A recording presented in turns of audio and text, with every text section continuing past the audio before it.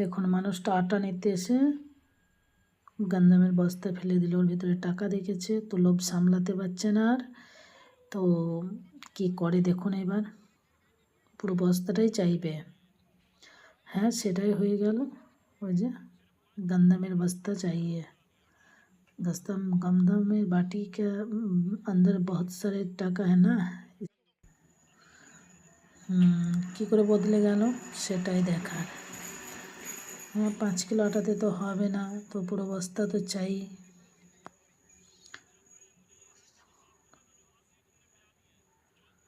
খুবই মুশকিল, কী করে আদায় করবে এবার সেটাই দেখার।